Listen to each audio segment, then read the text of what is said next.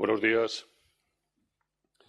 Hoy empezamos la semana de celebración del Día Meteorológico y lo hemos hecho con un formato distinto. Hemos cambiado, hemos ampliado y lo hemos hecho con una idea bastante sencilla. Lo que queríamos era, marcadamente, hacer jornadas de puertas abiertas donde todas las personas que quisieran se pudieran incorporar a la agencia y se pudieran sentar con nosotros en actos como este, donde, gracias a la colaboración de expertos en unos temas muy puntuales, pudiéramos dar una visión amplia de lo que puede ser en la actualidad la problemática de la meteorología y la climatología. Hemos hecho caso, como tendría que ser así, al lema de la Organización Meteorológica Mundial y hemos empezado con el origen del tema, hemos empezado con el sol.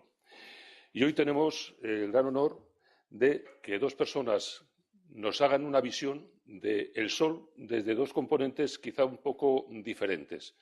Desde la visión marcadamente astrofísica, pero luego también desde la visión marcadamente de las grandes posibilidades que nos brinda el Sol, con esas posibilidades de un elemento evidentemente energético donde la Tierra podría beneficiarse muchísimo más de lo que lo hace. Yo, como siempre, digo lo que habitualmente ya conocen. AEMET es una institución que tiene que hacer esto, tiene que ser un centro donde la gente venga a conocerse, a exponer las ideas, a discutirlas y, a la larga, a interesarse por la meteorología y la climatología.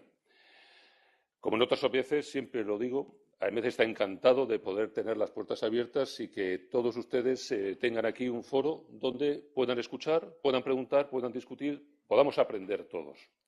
Les invito a que las jornadas de hoy, evidentemente, las sigan y luego pues hagan todas las preguntas que se les pueda ocurrir, que las de mañana, que serán interesantísimas y que también van a contar con la presencia posiblemente de nuestra ministra y entreguemos esa consideración de lo importante a los premios nacionales para nuestros observadores meteorológicos, y que por la tarde ya nos vamos al otro extremo. Hoy vamos a hablar del sol, mañana vamos a hablar de los impactos del cambio climático en la Tierra. Bienvenidos y espero que disfruten tanto de estas jornadas como al menos nosotros, con el cariño que la hemos hecho, hemos intentado satisfacer lo que entendemos que hoy es una demanda social. El cambio climático es una realidad, el cambio climático hay que conocerlo y el cambio climático hay que verlo desde una visión polifacética. Es un elemento muy complejo y solamente se podrá entender si le damos todas las diferentes facetas desde las cuales se puede analizar. Hoy empezamos con el sol. Bienvenidos y muchas gracias por su presencia.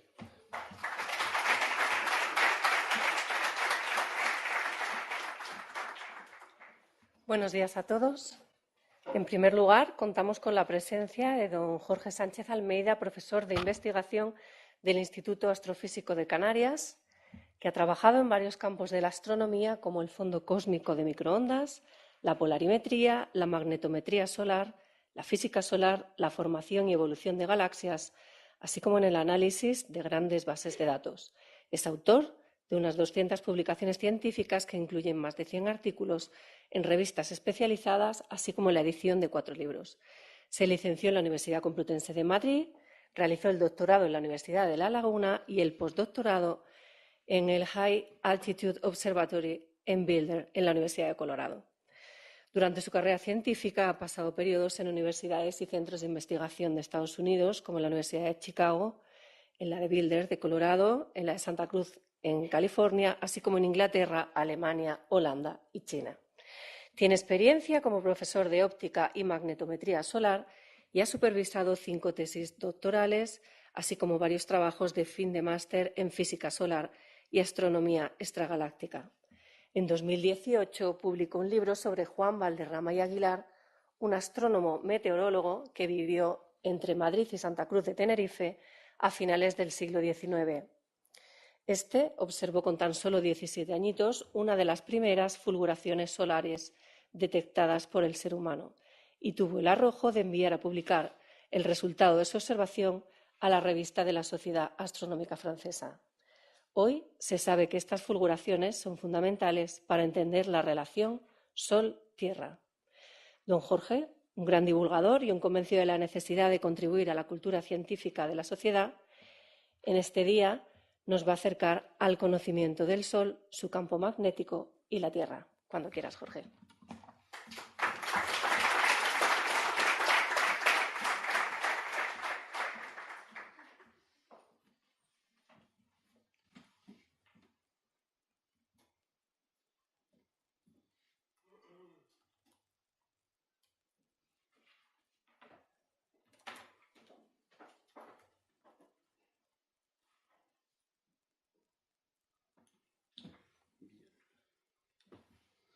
En fin, buenos días a todos. Antes que nada, agradecer estas amabilísimas palabras de presentación. Y como han dicho, voy a hablar del Sol, de su campo magnético y de cómo el campo magnético del Sol influye en la Tierra. Esa es la idea de la charla. Voy a empezar, a pesar de que en general esto no es aconsejable en la charla de divulgación, voy a empezar enseñando una gráfica y espero que merezca la pena. Esta gráfica representa en azul el espectro solar, conforme ilumina a la parte externa de la atmósfera de la Tierra. Representa la cantidad de energía por unidad de superficie y por unidad de tiempo que llega a cada uno de las longitudes de onda, de los colores. El pico está en la zona visible del espectro, todos lo sabemos, y quiero que se den cuenta que esta escala de aquí es una escala logarítmica, que significa que cada tic representa un factor 10, de forma que esta es la zona ultravioleta, esta es la zona infrarroja del espectro, esta es la zona visible entre el máximo de emisión del Sol y la zona ultravioleta del espectro puede ser entre 4 órdenes de magnitud, si estamos hablando del ultravioleta más cercano, y hasta 6 órdenes de magnitud, un factor 1.000.000 en las zonas más lejanas. Resulta que, a pesar de que contenga poca cantidad de luz, la parte ultravioleta del espectro es importante porque determina una parte importante de la química de la atmósfera de la Tierra. Y si uno está preocupado por la zona ultravioleta del espectro solar, por la región ultravioleta del espectro solar, entonces tiene que estar preocupado necesariamente por la presencia de un campo magnético, porque está muy relacionado con la presencia de campo magnético en el Sol. En línea verde se muestra la fracción de variación del flujo de energía que nos llega del Sol, a la parte alta de la atmósfera, entre el máximo del ciclo solar y el mínimo del ciclo solar. Voy a hablar del ciclo solar, pero el máximo es el momento en el que el Sol tiene más campo magnético, el mínimo es el que tiene menos campo magnético. En función de qué fase del ciclo esté, el espectro varía y, en particular, la zona ultravioleta, la zona, digamos, del visible, donde viene la mayor parte de la energía, apenas cambia. En una parte en 10.000 o algo así. Sin embargo, la parte del espectro ultravioleta puede fácilmente cambiar en un factor 2 de diferencia entre el máximo y el mínimo. O sea, hay algo que influye en la química de la atmósfera de la Tierra que está relacionado con la presencia de campos magnéticos o no en el Sol. Y esta es la razón de ser de la charla, al menos como la he preparado ahora. La charla va a intentar seguir este guión. Voy a empezar a hablar del Sol, de su campo magnético, de cómo se origina y de cómo se transporta hasta la Tierra. Y a continuación voy a hablar de cómo el Sol magnético, esta parte que tiene que ver con la componente magnética del Sol, influye en la Tierra, en la variabilidad con el ciclo solar del espectro solar. Voy a hablar algo de tormentas geomagnéticas y finalmente voy a hablar de la modulación de los rayos cósmicos conforme al ciclo solar. Y en todo esto voy a hacer un paréntesis para hacer una anotación histórica y hablar literalmente 2 minutos, por ser literal de verdad, sobre este caballero Juan Valderrama y Aguilar. Es un meteorólogo que observó una de las primeras fulguraciones que conoce la humanidad y que es muy importante, no tanto esta fulguración, pero las fulguraciones en general son muy, muy importantes para todo lo que voy a contar a continuación. Empiezo con unos parámetros así generales para que se hagan una idea de las propiedades del Sol en conexión con lo que quiero contar. Lo primero es que es una estrella de secuencia principal. Esto significa que su mecanismo de producir energía es la transformación de hidrógeno a helio. Ha consumido como la mitad del combustible que tenía originalmente, de forma que le queda la mitad de la vida y ha vivido ya unos 5.000 millones de años. Esos 5.000 millones de años es típicamente más o menos la edad de la Tierra y también parecido a la edad de la vida en la Tierra. Así que, de alguna forma, ha proporcionado unas condiciones estables durante 5.000 millones de años para que se pueda producir la vida en la Tierra. Este número, 5.000 millones de años, es un número grande, también en términos astronómicos. Es un tercio de la edad del universo, o sea que el Sol lleva prácticamente en el universo, no desde el origen, pero casi desde el origen. Llevamos aquí desde muy, muy al principio. Es la tercera generación de estrellas después del Big Bang. No voy a entrar en esta historia. Sin embargo, por aquello de tener una referencia, decir que el Sol es mucho más grande que la Tierra, cuanto mayor en masa, 300.000, un factor 300.000. Para que se hagan una idea, la luz tarda en llegar desde el Sol hasta nosotros 8 minutos, que es muy poquito tiempo en términos astronómicos. Y finalmente, una cosa que es obvia, pero la Tierra está en la zona de habitabilidad del Sol. En el argot de la gente que estudia planetas, exoplanetas, planetas fuera del sistema solar, la zona de habitabilidad es una zona alrededor de la estrella en donde el flujo de la estrella y la distancia de ese planeta, la estrella, son tales que permiten la existencia de agua líquida en la superficie, ¿vale? Ahora, conocemos muchísimos exoplanetas y hay muy poquitos que estén en esa zona de habitabilidad. La Tierra, obviamente, está ahí. Como pasa con todas las estrellas, el Sol es una masa de gas que está intentando, por gravedad, colapsar en el centro del pozo de potencial. Y no consigue terminar de colapsar porque tiene una cierta temperatura, una cierta densidad, así que tiene una cierta presión capaz de contrarrestar la gravedad que produce la misma estrella. Así que está en ese equilibrio entre la presión interna y el intento de la estructura general por colapsar. Esa situación se puede mantener en tanto en cuanto se mantenga la presión interna del Sol, pero tengan en mente que el Sol está continuamente perdiendo energía. Eso significa que está perdiendo parte de la presión que mantiene el sistema en equilibrio. ¿Cómo se puede mantener durante un largo periodo, perder energía y mantener el sistema en equilibrio? Pues tiene uno que producir la energía que se está perdiendo en la superficie. Eso se produce en el centro del Sol, transformando hidrógeno en helio, que era lo que dije a continuación. El gas del que está formado el Sol es un gas especial, en el sentido de que no es un gas parecido al aire que nos rodea, a los gases a los que tenemos una idea intuitiva aquí en la Tierra. La diferencia fundamental es que está parcialmente ionizado. Los átomos no son neutros. Las partes externas de los átomos han perdido, en algunos casos, electrones, así que el gas este está cargado eléctricamente. Y eso significa, en la práctica, que sufre unas fuerzas a las que no estamos acostumbrados que sufran los gases en la Tierra. En particular, la fundamental es la fuerza que se infiere que produce el campo magnético. Lo que estaba intentando contar es que este gas en el Sol, en estas condiciones, que se llama plasma, sufre las fuerzas del campo magnético, pero a la vez los movimientos del plasma en el Sol, en cualquier lado, producen campo magnético. Así que para entender cómo funciona el Sol hay que añadir un ingrediente que es el campo magnético. Campo magnético que produce fuerza sobre la materia, o sea que produce movimiento, y a la vez el movimiento del plasma produce campo magnético. ¿Vale? El Sol tiene campo magnético. ¿Cómo se produce el campo magnético en el Sol? Pues se produce por algo que de forma genérica se llaman dínamos, por comparación con los dínamos a los que estamos acostumbrados en nuestro entorno. En particular, las turbinas que se usan, los aerogeneradores que se usan para transformar la energía cinética del viento en electricidad, es una dínamo.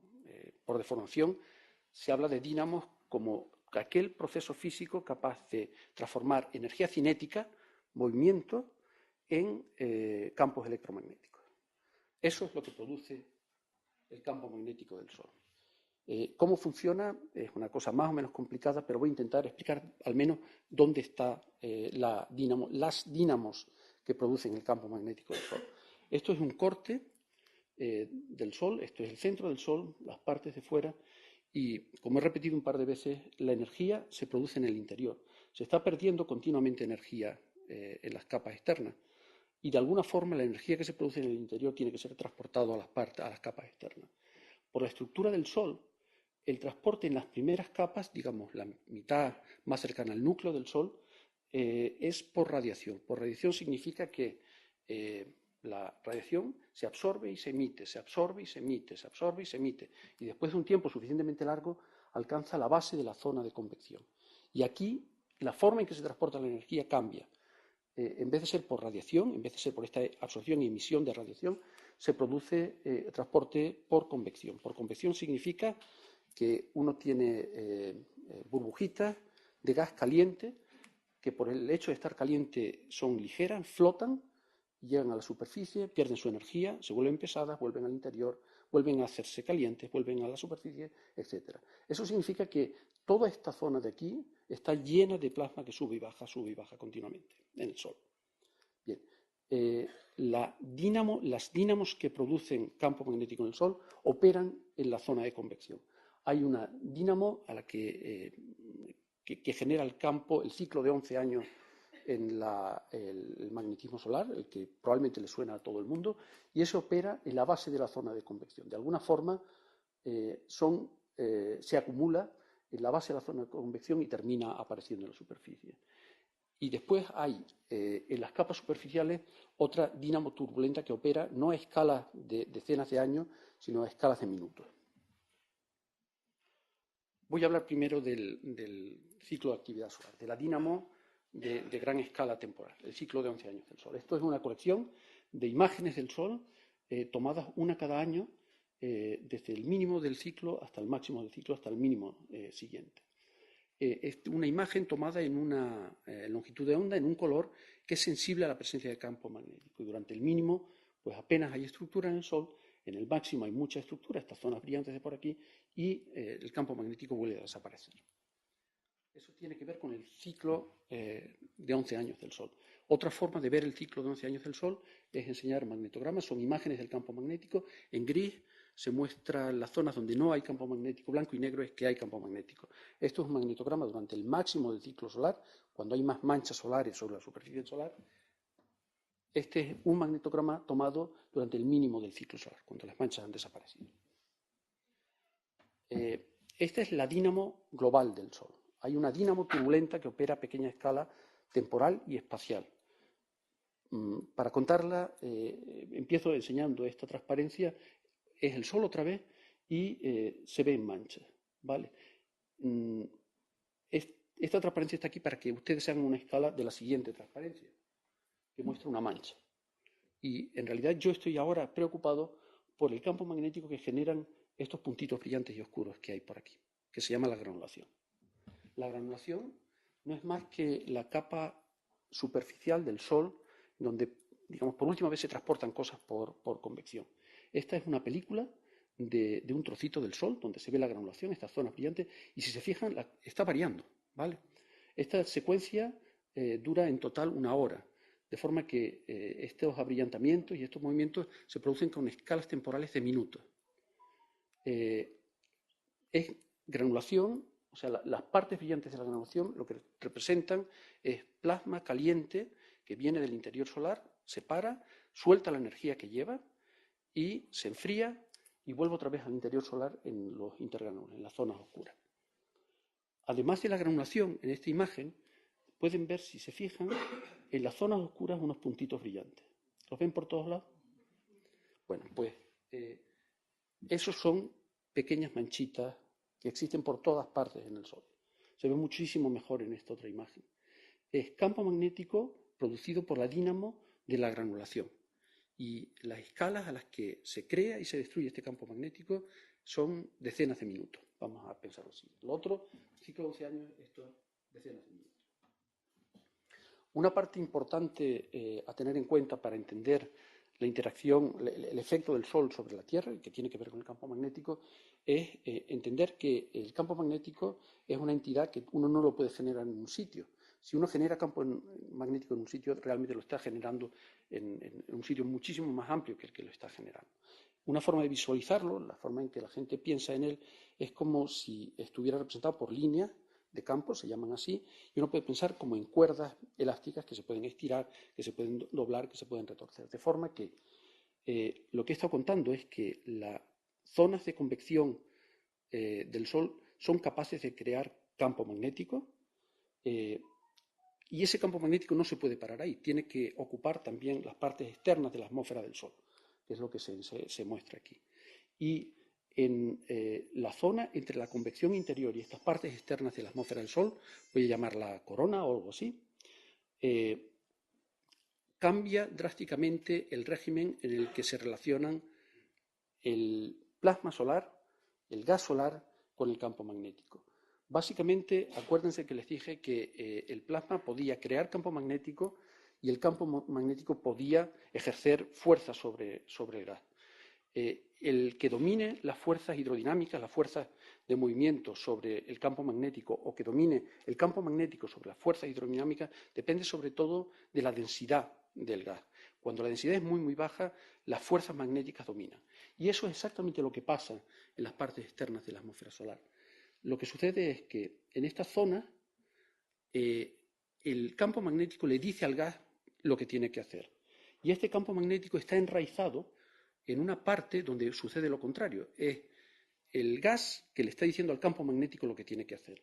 O sea que hay un campo magnético producido en la zona de convección que se mueve de una forma más o menos aleatoria, que se extiende fuera de la zona donde se ha producido, y en la zona, fuera de la zona donde se ha producido, determina completamente el comportamiento del gas.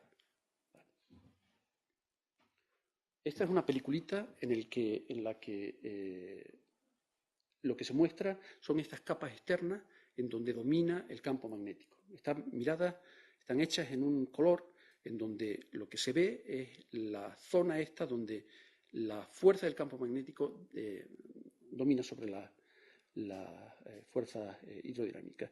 Lo que quiero que vean es que todo es muy, muy dinámico. Estos lazos representan líneas de campo magnético y continuamente están cambiando. Esta secuencia es como de 10 horas o algo así, y de vez en cuando se producen reconexiones, se reestructura completamente la forma del campo magnético. Eso se llaman fulguraciones, y algunas de estas fulguraciones son capaces de producir burbujas de gas que llegan hasta la Tierra. Voy a hablar con más propiedad de todas estas cosas en un rato. Las burbujas estas que producen la fulguración se llaman eyecciones de masas coronales. Probablemente voy a repetir eso un par de veces. Es importante también darse cuenta que hasta ahora he estado hablando de la superficie del Sol y el resto de la atmósfera que está cerca a la superficie del Sol. Pero en realidad el campo magnético del Sol, ese que se genera en el interior a través de transformar energía de movimientos convectivos en campo magnético, en realidad es un campo magnético que llega a toda la heliosfera, a todo el sistema de planetas. De forma que si hay gas que se está moviendo en el medio interplanetario, entre planetas, y es gas ionizado, es plasma, va a sufrir el efecto del campo magnético del Sol. El campo magnético del Sol llega realmente a todo el sistema solar. Esto es todo lo que quería contar de cómo se comporta el campo magnético solar en relación a su influencia en la Tierra. ¿Vale? He dado como los ingredientes básicos de las propiedades del campo magnético en el Sol en relación a la Tierra. Así que ahora voy a intentar aplicarlo a su efecto sobre la Tierra. Lo primero es el espectro ultravioleta. Acuérdense que empecé con esta transparencia diciendo que el espectro ultravioleta del Sol variaba mucho entre el mínimo y el máximo del ciclo solar. Y es relativamente sencillo de entender que tenga que ser así, porque si uno se fija, la emisión del Sol en el ultravioleta proviene de esas capas que están completamente dominadas por el campo magnético. No viene de la fotosfera, viene de las capas externas. Esto es lo que se muestra en esta secuencia de imágenes. Son imágenes del mismo Sol, tomadas en el mismo día, exactamente en el mismo momento. Olvídense de la secuencia de arriba. Esta imagen de aquí está tomada en un color que corresponde al centro del espectro visible, donde el Sol emite la mayor parte de la luz. Y si se fijan es bastante aburrido, es una cosa más o menos uniforme, con algunas manchitas aquí. Si uno lo que hace es cambiar de color y hace imágenes en el ultravioleta, primero en el ultravioleta y después se vuelve hasta rayos X, de repente las zonas magnéticas empiezan a ser muy, muy brillantes con respecto al resto. Y es obvio que en estos otros colores, yéndose hacia el ultravioleta, la emisión viene cada vez más de fuera de la fotosfera, de lo que se ve en el visible. ¿Vale? Todas esas son zonas dominadas por el campo magnético del Sol. O sea que si la estructura del campo magnético del Sol cambia mucho en esa zona, obviamente la emisión ultravioleta del Sol tiene que cambiar. Esta transparencia lo que muestra es la cantidad de luz integrada que llega a la superficie de la atmósfera terrestre en función del tiempo. Esto es 1975 y 2010. Y si se fijan, la cantidad de luz que llega a la parte alta de la atmósfera va variando en fase con el ciclo. El ciclo aquí está medido como el número de manchas. Se cuentan cuántas manchas tiene el Sol y si hay muchas, pues se pone un número muy alto, si hay pocas, se pone un número pequeñito. De forma que esto es el máximo del ciclo, hay mucho campo magnético en el Sol y, bueno, aquí se ve menos. Hay mucho campo magnético en el Sol, así que nos llega un poquito más de luz del Sol y cuando hay menos campo magnético en el Sol nos llega un poquito menos del Sol. Lo que es importante darse cuenta, recuerden que esto es luz integrada, básicamente es o el visible o todo el espectro del Sol, pueden pensarlo en esos términos, es que la amplitud de esta variación es minúscula. O sea, de una fracción, o sea, de una 10 milésima y por debajo, en luz integrada. Sin embargo, si uno hace esta misma cuenta usando la zona ultravioleta del espectro, de repente tiene fluctuaciones entre el máximo y el mínimo que llegan a ser del orden del 10%. La luz ultravioleta, la mayor parte de la luz ultravioleta que proviene del Sol, nunca llega a la superficie de la Tierra. Se llega a la parte alta de la atmósfera, pero de alguna forma es absorbida en el trayecto hasta la base de la atmósfera, hasta la superficie de la Tierra. Y eso se muestra en esta otra gráfica. Una vez más, es un espectro en gris de la radiación que llega a la parte alta de la atmósfera. El pico está en el visible, esto es el ultravioleta. Si uno lo compara con lo que llega a la superficie de la Tierra, lo que ha pasado es que la mayor parte de la radiación ultravioleta ha desaparecido. Las distintas curvas son, una de ellas es cuando se mira arriba y las otras son cuando se mira a un ángulo cenital mayor, o sea, cuando uno tiene mayor cantidad de atmósfera. Lo que pasa, sobre todo, es que desaparece el ultravioleta. ¿Y por qué desaparece? Porque la radiación ultravioleta se absorbe por la atmósfera terrestre y es un elemento fundamental para entender la química de la atmósfera terrestre. No voy a entrar a hablar de esa historia, probablemente en la audiencia hay gente que sepa mucho más de lo que yo voy a saber nunca sobre cómo funciona esto. Simplemente quiero hacer un inciso sobre la importancia de esta radiación ultravioleta en algo que a todo el mundo le suena, que es la capa de ozono, que nos protege justamente de la radiación ultravioleta. La capa de ozono de la Tierra la produce la radiación ultravioleta solar y a la vez, porque existe ozono, el mismo ozono absorbe la radiación ultravioleta que no nos llega hasta la Tierra y que es una radiación nociva para la salud. Lo sabemos o queremos saberlo. La forma en que se relaciona el ozono con la radiación ultravioleta no es trivial, hay que hacerlo a través de este modelo. Simplemente, déjenme que les cuente lo siguiente. He repetido que durante el máximo del ciclo solar es cuando el Sol emite mayor cantidad de radiación ultravioleta. Sin embargo, es durante el máximo del ciclo solar, cuando el Sol emite la mayor parte de la radiación ultravioleta, cuando menos radiación ultravioleta llega a la superficie de la Tierra. Y eso tiene que ver porque algo raro pasa en la zona donde se produce el ozono. De alguna forma, se genera mucho más ozono que es capaz de absorber una fracción muchísimo mayor que durante el mínimo del ciclo solar. Termino ahora con la variación de la radiación ultravioleta y voy a pasar al siguiente de los puntos que quería tocar, que tiene que ver con las tormentas geomagnéticas. Recuerden que dije que cuando se producen estas reconexiones de campo magnético, estas fulguraciones que se ven como abrillantamientos en determinados colores en el Sol, cuando se producen estas fulguraciones, con muchísima frecuencia hay material, gas del Sol, que es eyectado al medio interplanetario.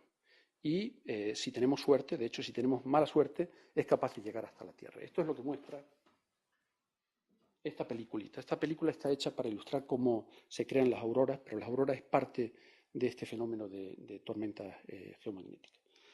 Como conté, de alguna forma la convección crea campo magnético que emerge en la superficie del Sol.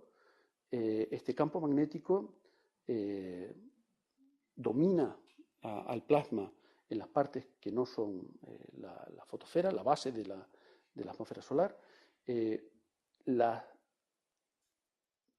raíces del campo magnético se mueven de una forma que en determinadas circunstancias son capaces de romper las líneas de campo, como estas cuerdas de las que quería que pensaran, y producen una burbujita de plasma que contiene campo magnético. Esto, por cierto, es una de estas fulguraciones reales. Estaba diciendo que se produce una burbuja que contiene gas del Sol que viaja en el medio interplanetario y que puede llegar a la Tierra. La Tierra es un puntito, está lejísimo del Sol. La mayor parte de estas burbujas nunca jamás llegan a la Tierra, pero de vez en cuando hay alguna que sí que lo hace. Está dirigida en la dirección adecuada y el campo magnético del medio interplanetario es tal que termina llegando a la Tierra. y cuando llega a la Tierra, el campo magnético de la burbuja interacciona con el campo magnético terrestre y produce una tormenta geomagnética.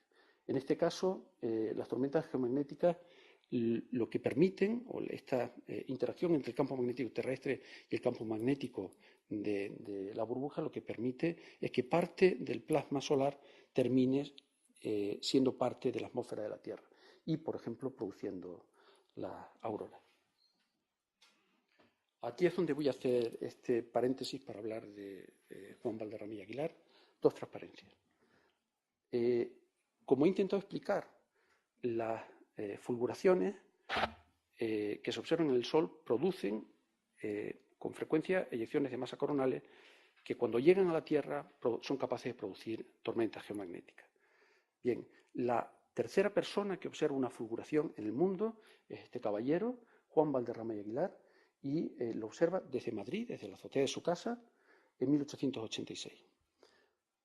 Juan es meteorólogo, nace en Santa Cruz de Tenerife, pasa un periodo de su vida en Madrid y después regresa a Santa Cruz de Tenerife y es el primer director del Observatorio Meteorológico de Santa Cruz de Tenerife.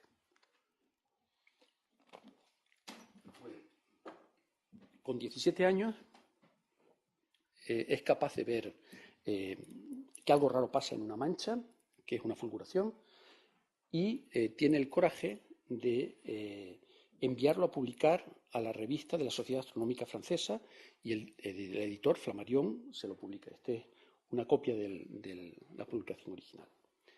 Las dos fulguraciones anteriores tienen nombres y apellidos, son el evento de Carrington y el evento de Secchi.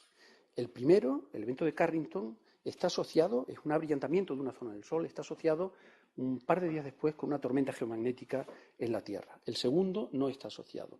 Y en la literatura técnica de la época, estamos hablando de finales del 19, hay una discusión sobre si las tormentas geomagnéticas están o no están producidas por las fulguraciones solares. Lo importante de esta discusión, que ahora sabemos que efectivamente sí que lo están produciendo, lo importante es quién participa en esta discusión. Y en esta discusión hay gente involucrada de peso científico más que reconocido. Por ejemplo, están Maunder y Lord Kelvin, el señor que da el nombre a los grados Kelvin. Bien. Cierro el paréntesis y vuelvo otra vez a las tormentas geomagnéticas. Recuerden, desde el Sol viaja hasta la Tierra un paquete que contiene campo magnético y que contiene a la vez partículas energéticas, ¿vale? Todo el efecto de ese paquete sobre la Tierra es lo que se llama una tormenta geomagnética, que es, además de modificar el campo magnético de la Tierra, otras muchas cosas que son las que voy a contar a continuación.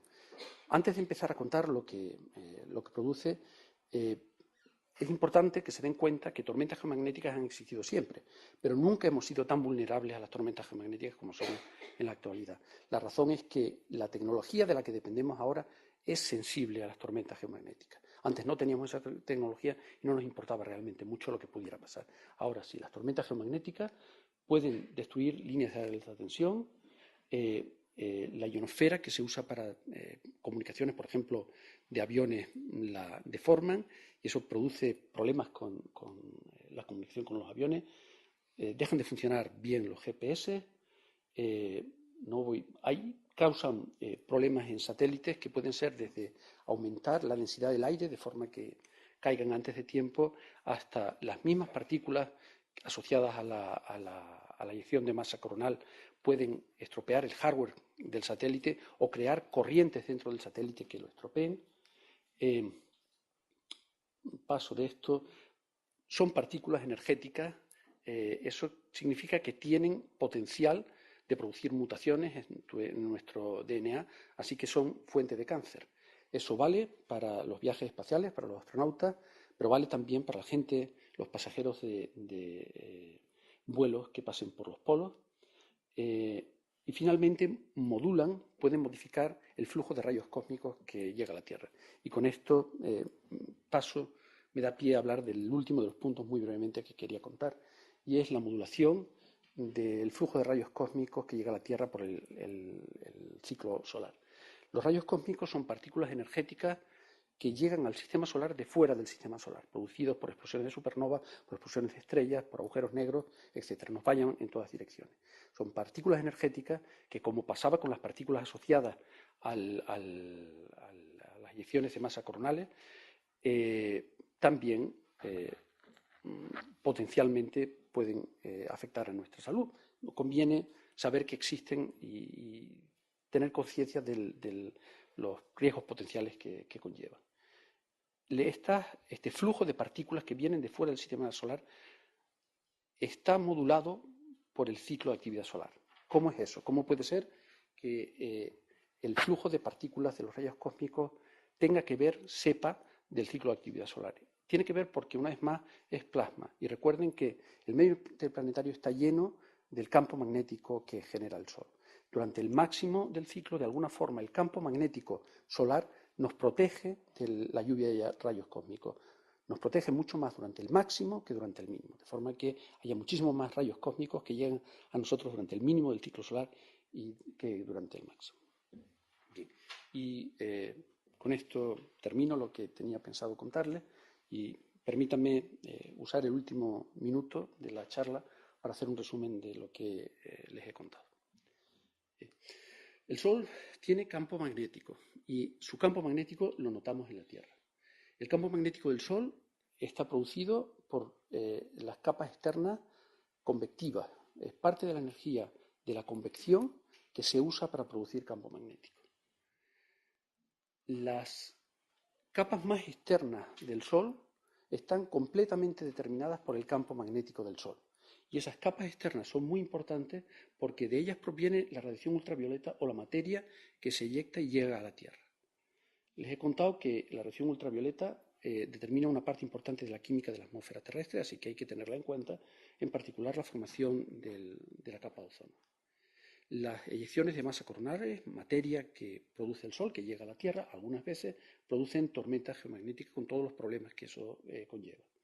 También he contado que el flujo de rayos cósmicos está modulado por el ciclo de actividad solar. Y finalmente, en ese apunte histórico, he contado que existió alguien que se llama Juan Valderrama y Aguilar, un meteorólogo, que descubre una de las primeras fulguraciones conocidas por la humanidad. Muchas gracias.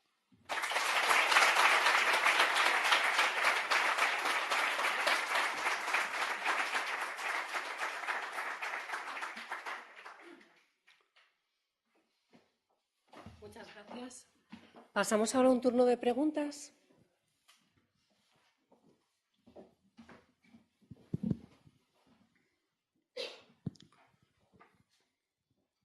Hola, profesor. Soy Empar.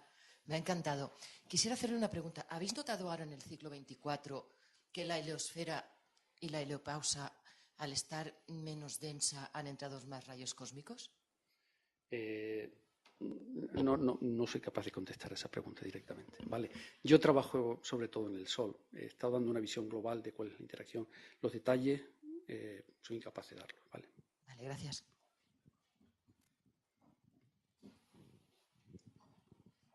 Hola, buenos días. Mi nombre es Encarna Serrano y soy de la Facultad de Física, estoy aquí cerca.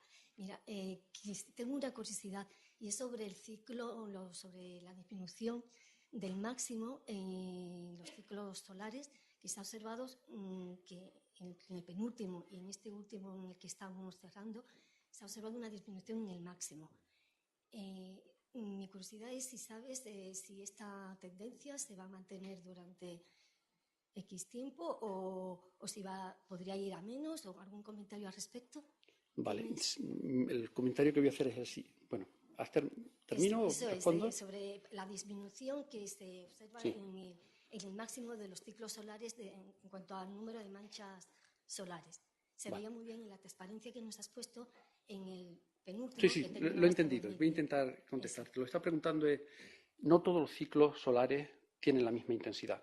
Y últimamente parece como si hubieran disminuido en intensidad los ciclos solares. ¿Eso va a continuar? ¿No va a continuar? ¿Qué es lo que pasa? Yo creo que la respuesta es, no se sabe qué es lo que va a pasar. Se sabe que el Sol ha pasado periodos de su vida sin ciclos de actividad, sin que hubiera manchas conocidas. De hecho, hay un periodo muy conocido que es el mínimo de Maunder.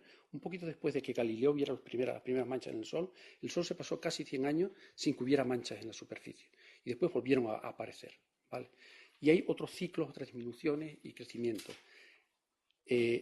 Todavía no somos capaces de modelar la dínamo solar hasta un punto que nos permite predecir en detalle qué es lo que va a pasar en el ciclo siguiente. O sea, no sabemos realmente lo que va a pasar. Y de hecho tiene un carácter aleatorio.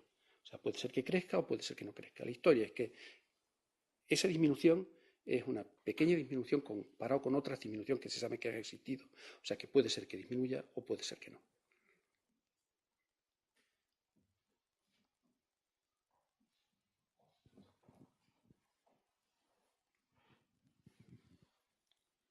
Muy brillante su conferencia.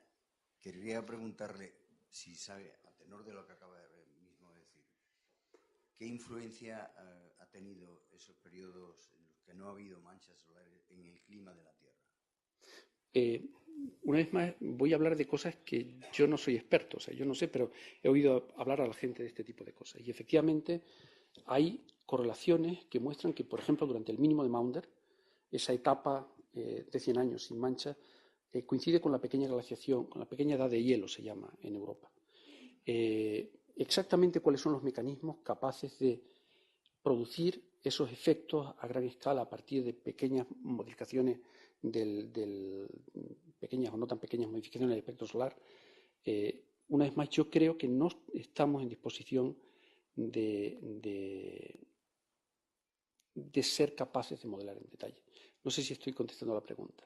O sea, la historia es que algún impacto puede ser que hayan tenido. He estado argumentando que efectivamente el espectro ultravioleta viene del campo magnético y eso influye en la química de la atmósfera, o sea que debe tener algún efecto. Exactamente qué efecto ha tenido y si se puede predecir, yo creo que todavía está por entender. Y, por otro lado, es verdad que en casos concretos, como el mínimo de Maunder, esa desaparición de mancha, coincide con una etapa de frío intenso en Europa. Sí, muchas gracias por la presentación tan interesante. Una pregunta es, ¿los efectos perniciosos de estas tormentas están vinculados con intensidad, con duración o van acoplados? Eso por una parte. Y por otra parte es, ¿podemos anticipar las tormentas en función de la actividad solar con un cierto plazo? Vale. Yo creo que son dos preguntas muy buenas, a ver si soy capaz de decir algo sobre ellas. Una vez más, siento repetirme, pero en fin, no soy experto en el tema, pero he oído hablar de esa historia y en ese sentido voy a intentar contestar. Por supuesto, no todas las eyecciones de masa coronales son igual de intensas. Dependiendo de las propiedades, así sus efectos en la Tierra son más grandes o más pequeños. Respecto a la segunda parte, sobre predecir con antelación a partir de algo que se ve en el Sol, su efecto en la Tierra, hay gente que está haciendo ese tipo de predicciones en este momento. Y de hecho funcionan más o menos, a gran escala, no en detalle, con cierto margen grande de error. Es muy importante, como uno puede entender, es muy importante cuando uno tiene que gestionar cosas como tener astronautas en el espacio o mandar un satélite o mover un satélite para que no lleguen las partículas que vienen del Sol, etc. O sea, hay mucho dinero intentando hacer una predicción sobre los fenómenos que se observan en el Sol, si llegan y con qué intensidad llegan a la Tierra. Para eso, recuerden que hay que saber en detalle las propiedades del campo magnético interplanetario. Y eso es muy complicado de saber. Entonces, hay una gran incertidumbre en esas predicciones. Hay mucha gente intentándolo y yo creo que yo sería moderadamente optimista respecto a que en un momento determinado eso se pueda predecir, casi como se hacen las predicciones de clima de clima en la Tierra. Sí.